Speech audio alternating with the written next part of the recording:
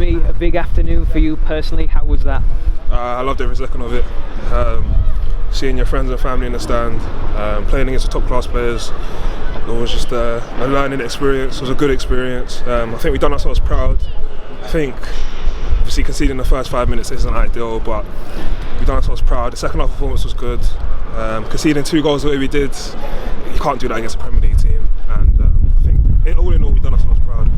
What was the difference from playing League 2 level, and there's been some big scalps in the cup competitions this season, but what was the difference this afternoon that you noticed when you come up against a Premier League team of this standard?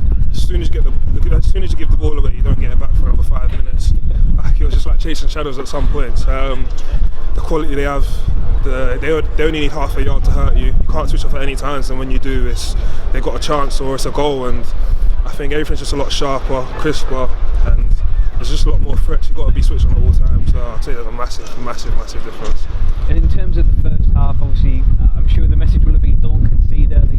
That happened. Yeah. Did it knock the confidence? Did it knock you as a team at all, do you think? No, I don't think so. I think it woke us up a little bit, because I think after the first or maybe second goal we started to lift it towards the end of the first half.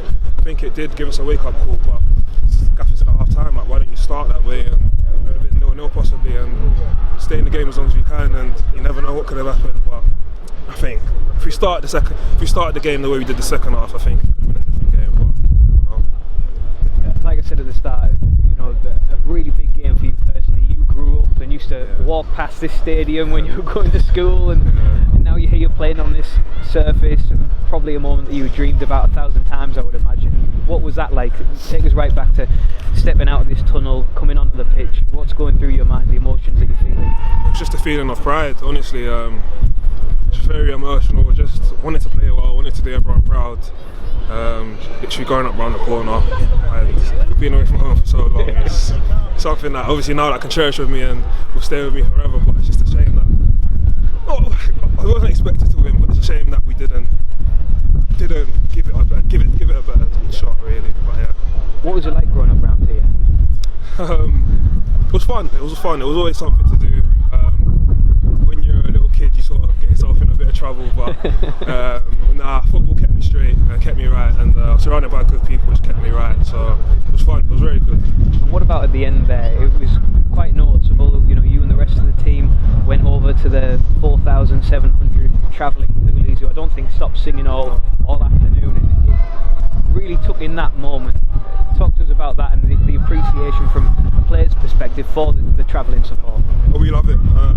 As soon as we started to warm up, you could hear the fans singing outside the ground, so we just knew how much they were excited, and we tried to give ourselves a good performance to just show them that we appreciate it. Yeah.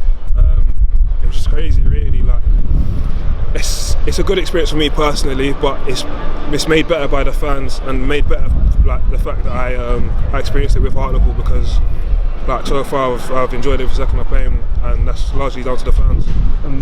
I think many Hartlepool United fans would say this season you are one of the most improved players, and standout performances in the last few weeks in particular. What do you put that down to?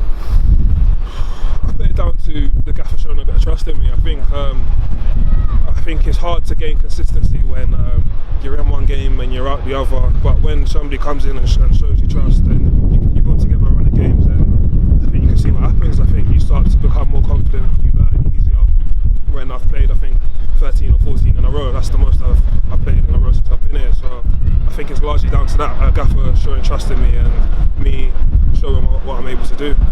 And just at the end I saw you run over to some friends or family. Do you have many friends or family here watching this afternoon? There was loads in the away end. I couldn't find them, but there was loads dotting around here as well. People I went to school with, people that I haven't seen in years. It was crazy, so them lot I went to school with, them big part of my school life.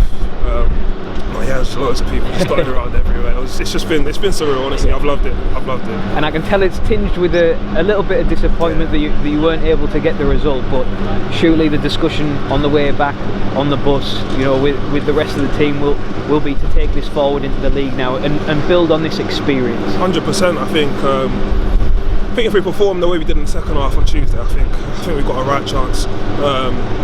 I I think we got to take that into the league, as you said, and we're still one game away from Wembley as well. So Yeah. I think again, if we perform like we did here in the semi-final, I think we've got every chance. So we can use this as a stepping stone for the rest of the season.